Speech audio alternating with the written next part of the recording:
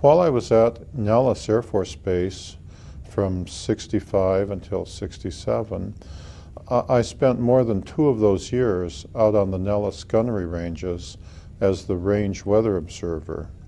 I discovered that out on those bases, out on the ranges, there is a base that the Air Force maintains for aliens. And the Air Force maintains the outer perimeter. There is an inner perimeter, which the aliens maintain, and then everything inside the inner perimeter is treated like an alien embassy. The person who replaced me was compromised, and then I was sent to replace him. And in the course of time, the U.S. generals, the American generals, and the aliens formed a committee and decided that they would pick just one observer, and they picked me, and as a committee decision, and that one observer would just be sent all the time and be the range weather observer, win, lose, or draw, no matter what happened. After the selection process, I was given top secret orders. The orders were that I could go anywhere I wanted out in Dreamland. The alien base is actually in Area 54, and the housing area is called Area 53. And Dreamland actually, at least at that time, and I presume the same is true today, was Area 53, Area 54, and parts of the Desert Southwest Game Range. My orders allowed me to go anywhere I wanted out in Dreamland, day or night, and but I had to do so alone. If I took anyone else out with me, I wouldn't be in any trouble, but the person who was with me might be shot. In the course of the 2+ years that I spent out on the ranges, the aliens, who are tall and white and have family groups with women and children, would frequently come down to where I was. As the weather observer, my duties were to go out to the ranges Monday through Friday, every day, to take the morning run. You had to start up a generator so that you had some electricity, and it would run the fan on the heater and so on, and the radio and the lights. And then you had to fill up a weather balloon with helium, attach a light, and release it. The children found that very entertaining. It was a pretty balloon with pretty lights. And so the mothers liked to bring the children down to look through my theodolite as I was tracking the balloon. About half the time they came so the kids could play. When I first encountered the aliens, I was terrified because they're not human, even though they look reasonably human. It probably took me more than 6 months to get over the terror that I felt when they came, even though they had not come to harm me. It's just that being out there at night in the desert and, say, hearing people walking behind your weather shack when you think you're alone, even if they were priests, you'd be afraid, you know. Well, when you discover that they're not human, well, you know, this was the '60s. There was just, you know, it took a long time to get used to it. They were really quite friendly, but each one of them was an individual. Interacting with them is sort of like interacting with the people in New York City. There are saints and there are sinners. You know, there are people of all different walks of life and all different viewpoints. And so, you know, I had some that were close friends, or almost like brothers, like tour guide, whose life I was credited with saving, and the teacher who credited me with saving her daughter's life. And on the other hand, there were some, like one of the alien generals, that, golly, I'm still afraid of him, you know. I mean, if you met him, if he said stand there, you stood there, you know. It was no back talk. It took a while to get used to that, and it became a process of getting to know each one to the extent that you dealt with them like people. At the base, at the alien base, the Tall White deep spacecraft arrive and leave on schedule, and they arrive typically at sundown on the night of the full moon. Because they're gravity powered. They are typically at the base for 2 weeks, and then they leave at midnight on the night of the new moon, because they're gravity powered, presuming everything is going well. During those 2 weeks, the spacecraft is refueled and repaired, and the people on board get off and stretch their legs. So at the base, there's a more or less permanent contingent of tall whites who are experienced in dealing with humans and typically who know English. And on the other hand, every 2 weeks, every time a deep spacecraft arrives, there's a contingent of new arrivals, many of whom have never seen humans before. And while the spacecraft is being repaired and refurbished, then the experienced troops, the experienced tall whites, typically take those new arrivals who are brave enough, take them out and show them the town. You take them out and show them what humans are like. And of course, me running my weather station, I'm the test human, And so it was common every time there was a new moon for, after the new arrivals had rested up, for an experienced guard to bring around a group of new arrivals. The number of new arrivals could be anywhere from 2 or 3 to 20, depending on how many were brave enough to come watch Gorilla Charlie in the sagebrush. And so while the spacecraft is being repaired. They also had a technology exchange program with the U.S. Air Force, in which those technologies which they were willing to share with the Air Force, they would work on joint projects with the U.S. Air Force. They were only willing to share technology to the extent that it benefited them. For example, when the spacecraft was in port, they might need spare parts. Those spare parts might include radio equipment. Well, it was easier for them if they could just call up the U.S. Air Force and say, could we buy a new radio? You see? So it was and on the other hand, the Air Force and the Army can always use better radios, you see? And so it was common for them. So one area where they were obviously doing technology transfer was in the area of radio communications, so that we could build radios that they could use, and in return we knew how to build better radios. Some technologies, like the secret to how they traveled faster than light, they were not willing to share. The idea of us having our own spacecraft traveling faster than the speed of light with nuclear weapons on board heading for their home planet, they didn't see where that was in their interest. And so when I say they were doing technology transfer with the Air Force, that was a negotiation where both sides mutually agreed that it was in their interest to do so. The tall whites live probably 10 times longer than we do. They live almost 700 years. And their spacecraft clearly travel faster than the speed of light. They're humanoid. Their skin is as white as a piece of paper. Throughout much of their adult life, they're the same height that I am, 5'11", 6 feet tall. They have large eyes. Their eyes are perhaps twice as large as ours. They're typically blue, and then blue eyes with white pupils.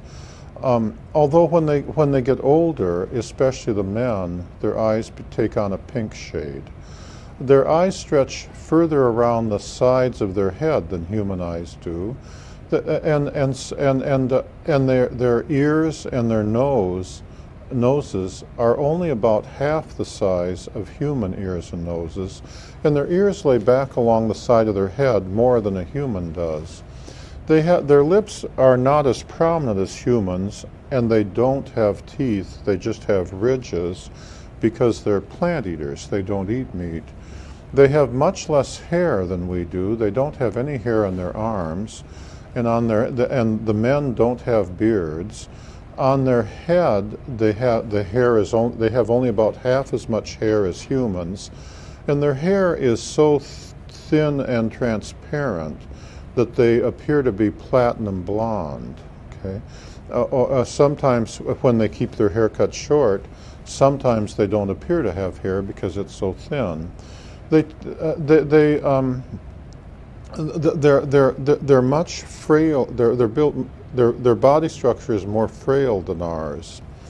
The alien whose CIA name was Range 4 Harry, for example, One time I saw him walking in the soft dirt over on the southwest side of the Range 3 lounge, and after he had left, I went over and measured the depths of the footprints he left. And from those, I estimated that he only weighed between 90 and 110 pounds, even though he was the same height as I am. Their arms, their bones are only about half as big as ours. Their thumbs are only about half as long, but their fingers are longer in proportion to their hand than ours, and they're way more flexible. But it also means that they're not built for heavy lifting. We're built like gorillas compared to them, you see. They have men, women, and children. And if the men and women are standing side by side and not walking or moving, it's frequently not possible to tell which one is the man and which one is the woman, especially for the young adults. When they get older, then there are obvious differences, but in the facial structure and the bones and stuff. But especially for the young adults, it's entirely possible for two of them to be standing side by side, and if they're not moving, to be not sure if you're talking to men or women. Once they start moving, though, then it's very obvious which ones are the men and which ones are the women, because the men are more like human men. When they walk, they kind of go pound, pound, pound, whereas the women are much lighter on their feet and much more animated. The women are much more like human women, much more willing to talk than the men. It wouldn't be at all unusual for, say, four young men to come around and not have any reason to say anything, and not say anything, to just come around and to just come and not say hello, not say goodbye, not say anything in between, and just stand and look at you. Whereas the women, if they came, usually the women would say something like, typically, is it okay if the children play while you release the balloon? Or usually if you ask the women something, they would have some questions, or at least some conversation. But they never came the Tall Whites never came just to talk with me. If they were talking with me, it was always as part of the reason they came. The women were very proud of the fact that they loved their children. The men were too, but the women were immensely proud of it. If a tall white lady came and she had children with her, a very common way for her to start the conversation would be for her to ask me, using English, which she had learned, do I understand that they love their children more than human women love their children? Or in other words, I want to make sure my children are safe, you see? And of course, when I said, yes, I understand that, then they would noticeably relax and feel happier. If a tall white lady came with children and she didn't say anything, a common way for me to start the conversation would be for me to say, I understand that you love your children more than human women love their children, and then she'd relax and feel better. In many ways, the tall white women were like female gorillas. If you touch the children, the mother might kill you, no matter how pleasant she seemed, no matter how close the child came. So, for example, and I speak from direct experience, if I was standing by my theodolite and the child wanted to look through the theodolite and the child was right there, then there's no way in the world that it would be suicide for me to reach over and touch the child. That will upset the mother. And for example, on one evening, this tall white lady came who I had seen a few times before, but she wasn't a regular, and she brought 3 children with her. And she was somewhat older than the typical young adult, and therefore somewhat taller. She was 6'1", 6'2", and following the usual so-called protocol, she had come down the bunker road with her 3 children in an obvious manner to let me get used to the idea that she was coming with her kids. And then when she got to the end of the bunker road where the range boards were, she began approaching me directly. I was halfway across the square. And as she got closer, perhaps 20 feet, 15 feet, Even though I'd gotten over my fear of the tall whites, you know, because you had to treat each one as an individual, I found it a little intimidating that she was coming that close. And so I backed away from my theodolite towards the generator shack. And she said, "Is it okay if the children look in my weather shack while I took my report?" And I said yes. And so I backed away to the generator shack and stood with my back to the wall of the generator shack and left her standing just to the northeast of my theodolite and, you know, said, "Take all the time you want." And so then the three children went into my weather shack like kids do, and they didn't touch anything or move anything, but they were just looking around out of curiosity. As and at the time, as she stood there, she was looking at her children who were in the shack. Now, I'm not sure they were all her children. Usually, when the tall white lady came with three children, the typical contingent, one would be hers and two would be the children of someone else. Typically, she'd be babysitting two kids and bringing one of her own. And so she was watching the children. I became concerned because I had a can of Coca-Cola, which was in a metal can, sitting on one of the shelves. Now, the tall whites wore suits when they came at night that put out a zone of fluorescent light and radioactive particles. The suits protected them from things, like if you threw a rock at them, the rock wouldn't hit them, it would get to that zone and fall to the ground. It also allowed them to levitate, especially the children, but they had to balance themselves when they did so. So the children might use the suits to levitate. The adults usually didn't levitate very much, 9 inches or so, but it worked like an elevator, as I'll describe later. And I became concerned that since the children had their suits on, usually the kids turned off the power to their suits when they went in my shack, and I became afraid that they would get next to that can of Coca-Cola and might be in some danger, in which case I might be blamed, you know. It would have been, you know, it would have been suicide for me to go over to my weather shack and speak to the children. You know, the mother might well have killed me if I'd done that. There's no way in the world you could go over there and say, "Children, don't do this, children, don't do that." You're just taking your life in your hands to try that. You have to talk to the mother, you know, and that's how the tall whites are. And on the other hand, she wasn't looking at me at the time. And so what I did is I took 2 steps forward and stopped and stood there with my hands at my side and my feet, you know, not moving, and waited for her to see me. And of course, when I took 2 steps forward and stopped, then she looked over where I was immediately. And then when I had her attention, I said, "I'm worried about the safety of the children. I have a can of Coca-Cola there in that can, and I'm worried that the children might be in some danger if they get too close to it." And the mother said, "I'll handle it." And then the mother obviously communicated with the children, and the children were very well behaved, and they stayed away from my can of soda pop. The children never disobeyed their parents that I ever saw, and the parents would do anything for their children. So when they traveled in family groups, they were very tightly knit. When the women came around, they never came around alone. None of the tall whites ever came around alone. They always came around in groups, and the adults were always well armed. But it was common for the women to be very proud of their family relationships. The men were too, but it was just more common for the women to describe it. So it was very common, say, like if a group of them came around, for the lady to say things like, "The guard on the tower is my mother's brother's son," and just identify who all their friends were, if they were who they were related to and who they weren't related to, and far more so than what humans would do.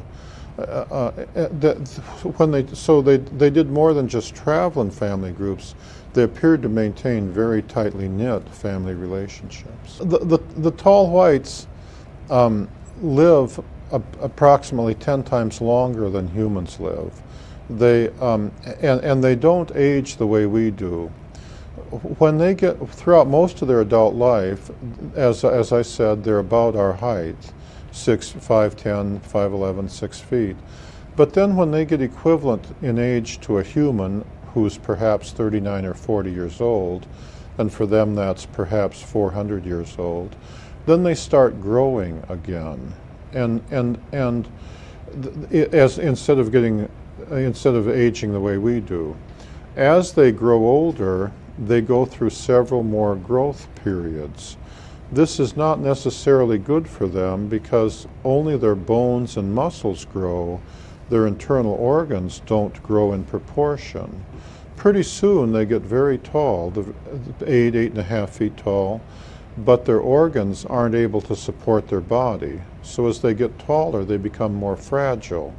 Eventually, after 600 or 700 years, or in there somewhere, there comes a growth phase where they begin growing again, and their organs can't support it, in which case they die.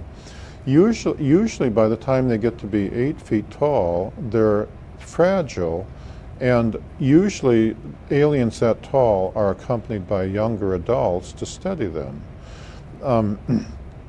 Living longer does have some drawbacks.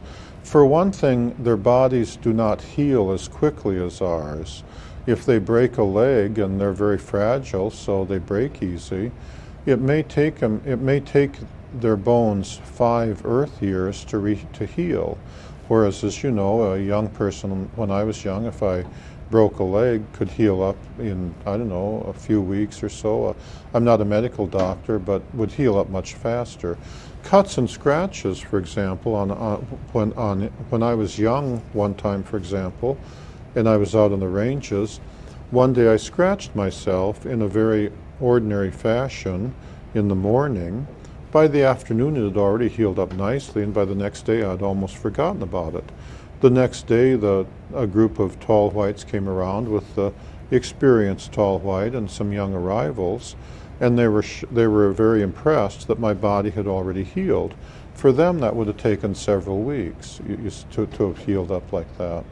Also, although they're considered to be more intelligent than we are because their nervous system runs 2 or 3 times faster than ours does, it does have some drawbacks. They tend to, when they're doing something, they tend to focus in on it more carefully than a human would. And they're therefore very easy to surprise when they're engaged in something. One time when a group of tall whites came around with the usual experienced guard and a group of new arrivals, it was the morning run, and I was young. I was doing what we all do. I was drinking soda pop, I was eating peanuts, I was talking, I was playing to the music. I was doing my balloon. I'd released a balloon and I was tracking my balloon at the theodolite, and I was singing some songs and dancing around too to some Mick Jagger songs, all kind of at the same time while writing down my numbers. And one of the new arrivals asked the experienced guard, are all humans able to do that? Because I was multitasking. The tall whites wouldn't have done it that way. They would have just eaten and concentrated on eating, or they would have just taken the readings and concentrated on the readings, or sang their song and concentrated on singing their song. And so they appreciated, as I did, one of the first agreements that I negotiated with them. We agreed that they wouldn't come up behind me and scare me. They could do so very easily. And I wouldn't come up behind them and scare them. You see, if I saw one of them out in the desert and it didn't appear that he had seen me, that I wouldn't approach him. I would just stay where I was and make a sound or sing one of my songs, such as the song by Ricky Nelson, It's Up to You, because I've done everything, and until I was sure they had seen me. And then I wouldn't approach him. I would just stay where I was, and if they chose to come closer to me, they could approach me as close as they felt until they didn't feel comfortable. An experienced troop might come right up to you 10, 15 feet. A new arrival might stay back out there a quarter mile, because it varied depending on which one you were talking to. On the other hand, if they chose to move away or to run away, I wouldn't pursue. Okay, I would stay where I was, and they could, they could leave, and they could come whenever they wanted and leave whenever they wanted. The reverse was true. If they were approaching me and they got too close so that I felt uncomfortable, as in the case of the tall white lady at the theodolite stand, I would back away and they would stay where they were until I had backed away to where I felt comfortable. So that before we began talking, we would first come to a distance where we both felt comfortable, you see. I've always felt that was, and then if I got too uncomfortable, if I felt like going away, they wouldn't pursue. And I felt that was very important in being able to deal with the tall whites, because it allowed both me and the tall white individual, whichever one I was dealing with, to come to a common distance where we were willing to talk to each other. For some, like the teacher or Range 4 Harry, that might be as little as 10 feet. For others, like that tall white general, well, I didn't want him closer than a quarter mile, you know? Yeah, and that was a real important, that was one important agreement that we agreed on. And if I were to see one today out in the desert or out in Indian Springs Valley or out in the town of Indian Springs or whatever, I would still be living by that agreement.